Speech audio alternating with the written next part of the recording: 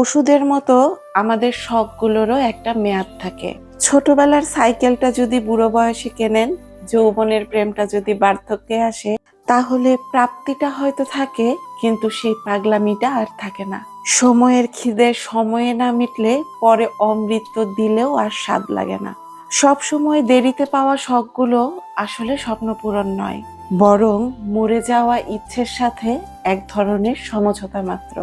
তারপরেও আমরা মানুষ, একদিন সব হবে এই আশাতেই বেঁচে থাকি।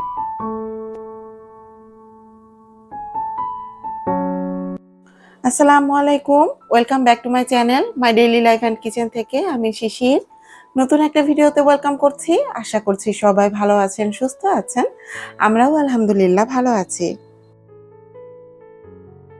সেহরির পর আজকে ঘুম থেকে উঠতে একটু দেরি হয়ে গেছে। তো মেয়ের যেহেতু স্কুল নেই, আবার মেয়ের বাবাও তার খেয়াল খুশি মতো অফিসে যাচ্ছে সকালবেলা, আসলে ওইরকম কোনো টেনশনও ছিল না। তো উঠতে একটু লেট হয়ে গেছে।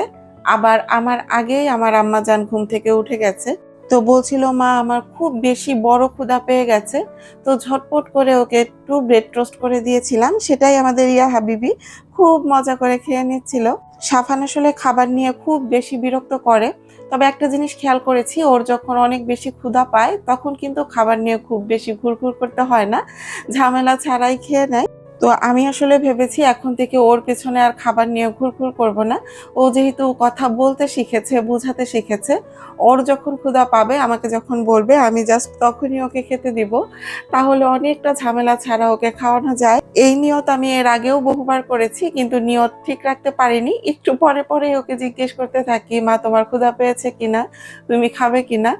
রোজার আগে মোটামুটি কম বেশি অনেক ভারী কাজ ঘরে শেষ করে নিয়েছিলাম।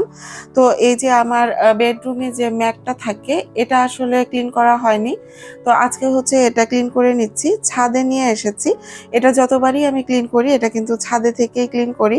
পাশাপাশি ঘরের যে ছোট ছোট পাপোশ আছে, সেগুলোও কিন্তু ধুয়ে দিয়েছি। আর দেখতেই পাচ্ছেন ছাদ ভর্তি কাপড়। আমার ফ্ল্যাটটা হচ্ছে 5 তলায়, আর হচ্ছে আমাদের যে ছাদ, এটা হচ্ছে 10 তলার ছাদ। আমি কখনোই ছাদে কাপড় শুকাতে দেই না, কারণ কাপড় শুকানো নিয়ে, এই দড়ি টানানো নিয়ে মাঝে মাঝে ঝগড়াঝাটি হয় এর ওর সাথে। তো সেই ভয়েই বলতে পারেন ছাদে কাপড় শুকাতে দেই না। আমাদের ছাদে আরো একটা সমস্যা হচ্ছে, ছাদে যদি কাপড় শুকাতেও দেই, ক্লিপগুলো ঠিক মতো পাওয়া যায় না, কার ক্লিপ কে নিয়ে যায় ধুলায় অন্ধকার। তো এদিকে হচ্ছে পাপোশটা সুন্দর মতো করে খালা ভিজিয়ে দিয়েছে। খালা পাপোশটা ভিজিয়ে দেওয়ার আগে আমি হচ্ছে ব্রাশ দিয়ে ঘষে ঘষে পাপোশের যে চিরশত্রু চুলগুলো হচ্ছে আমি ক্লিন করে নিয়েছিলাম। এরপরেই কিন্তু খালা পাপোশটা সুন্দর মতো করে ধুয়ে দিচ্ছিল। আসলে কিছু কিছু ভারী ভারী কাজ থাকে যেগুলো হেল্পিং হ্যান্ড ছাড়া একদমই করা সম্ভব না আমার পক্ষে, বা করতেও পারি না। আবার এমনও কিছু কাজ আছে হেল্পিং হ্যান্ড সাথে নিয়ে করি ঠিকই, কিন্তু তারপরেও যদি খালার কাজ আমার মন মতো না হয়, সেগুলো কিন্তু মানে নিজে থেকেই করে নেই। আবার এমনও হয় একদম খালার হাতে হাতে সমস্ত কাজ খালার সঙ্গে সঙ্গে করে ফেলি, যদি আমার সময় থাকে।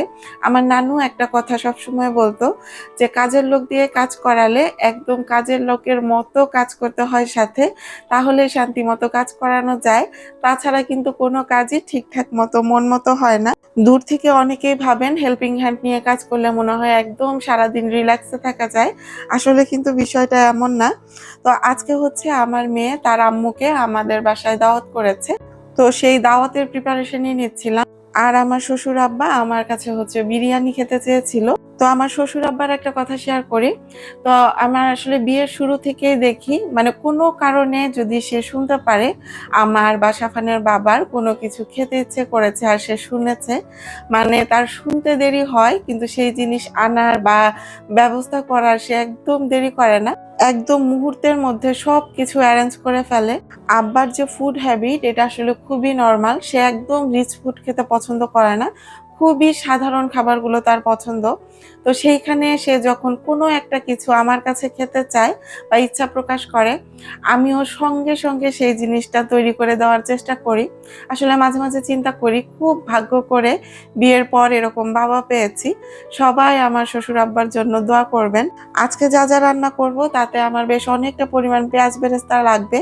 তো আমি একসঙ্গে বেশ অনেকটা পরিমাণ পেঁয়াজ বেরেস্তা করে নিচ্ছি। এখন তো নতুন পেঁয়াজ, এই পেঁয়াজের বেরেস্তা বেরেস্তা করতে গেলে মেজাজ একদম গরম হয়ে যায়, কারণ তেলে দেওয়ার পর কেমন যেন একটা পিছলা ভাব থাকে, আবার মানে পানি ছাড়ে, এটা বেরেস্তা হতে বেশ অনেকটা সময় নেয়। তো এখন যারা আমার ভিডিওটা দেখা শুরু করেছেন, যদি আমার ভিডিওতে দেখানো কোনো একটা অংশ আপনার কাছে ভালো লেগে যায় তাহলে প্লিজ একটা লাইক দিতে ভুলবেন না। আর আজকে যারা আমাকে প্রথম ভিজিট করছেন, চাইলে চ্যানেলটা সাবস্ক্রাইব করে দিতে পারেন। আজকের রান্নাগুলো খুব দ্রুত শেষ করতে হবে। সাফানের বাবা বেশ অনেকগুলো মুরগি এনেছে, তো খালা সেগুলো প্রসেসিং করছিল, তো হাতে হাতে আমিও করে দিচ্ছিলাম, কাটাকাটির কাজ আর ভিডিওতে শেয়ার করিনি। আর এইদিকে হচ্ছে আমি চুলায় অলরেডি একটা রান্না বসিয়েও দিয়েছি। এখানে হচ্ছে আমি ডিমের কোরমা রান্না করব। বিরিয়ানি খাবারটা আমাদের বাসায় রান্না করলে যে কোনো একটা ঝোল আইটেম রাখতে হয়, তা না হলে বিরিয়ানিটা একদম শুকনা শুকনা মনে হয়, গিলতে কষ্ট হয়। তো ডিমের কোরমাটা আমি একটু ঝোল ঝোল রাখবো, তার জন্য সুন্দর মতো করে মশলাগুলো আগে কষিয়ে নিচ্ছি। গত ভিডিওতে কাবাব বানানোটা শেয়ার করেছিলাম, অনেক আপুরা কিন্তু রেসিপি চেয়েছেন। আসলে সেইভাবে রেসিপি দেখানোর কিছু নাই, নর্মালি স্বামী কাবাব আমরা যেভাবে বানাই সেভাবে বুটের ডাল আর মাংস দিয়ে করেছি। তো ওই দিনও আমি বেশ অনেক পরিমাণ কাবাব রেডি করেছিলাম, যেগুলো সবাই খেয়ে খুব প্রশংসা করেছিল, আর এক মুহূর্তে সব শেষও হয়ে গেছে।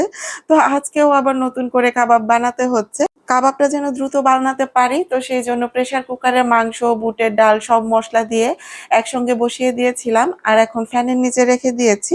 ডালটা একটু টেনে আসলে কাবাবের শেপটা দিতে বা ব্লেন্ডার করতে একটু সুবিধা হয়। তো ওইখানে কাবাবের যে মশলাগুলো সেগুলো হচ্ছে ফ্যানের নিচে রেখেছি ডালটা টেনে আসার জন্য। আর এইদিকে আবার কিচেনে এসেছি ডিমের কোরমার রান্নাটা শেষ করার জন্য। এখন যেমন দুই হাতে অনেক কাজ করতে পারি, সব দিক সামাল দিতে পারি, একটা সময় কিন্তু এগুলো কিছুই পারতাম না। দিন যাচ্ছে আর আমার কাছে একটা কথাই মনে হচ্ছে, সংসার লাইফটা এটা ফুল অফ এক্সপেরিয়েন্স। যারা ফুল টাইম হোম মেকার বা হাউস ওয়াইফ, আমরা কিন্তু বিভিন্ন জায়গায় দেখি তাদেরকে অনেকে নেগলেক্ট করে কথা বলে বা খুব একটা পাত্তা দেয় না, কিন্তু এটা আমাদের মানতেই হবে। সংসার জীবনের যে এক্সপিরিয়েন্স, যে অভিজ্ঞতাটা, এই অভিজ্ঞতাটা যদি কোনো মেয়ের মধ্যে না থাকে তাহলে আসলে দুনিয়াটাই অচল। তো ফুল টাইম হোম মেকার বা হাউস ওয়াইফদের এত নেগলেক্ট করার কিছু নাই, তাদের সব সময় আমাদের অনেক বেশি সম্মান করা উচিত। তাদের মন মানসিকতা বা ইচ্ছা আকাঙ্ক্ষার কথা আমাদের খেয়াল রাখা উচিত, কারণ একটা মেয়ের প্রতি যত বেশি একটা ফ্যামিলি যত্নবান হয়, আমার কাছে মনে হয় সেই সংসারটা তত বেশি হ্যাপিলি লিড করে। আমার গত ভিডিওতে একজন আপু কমেন্ট করেছিলেন যে আপু, কাবাব যদি তেলে দেওয়ার পর ছেড়ে দেয় তাহলে করণীয় কি?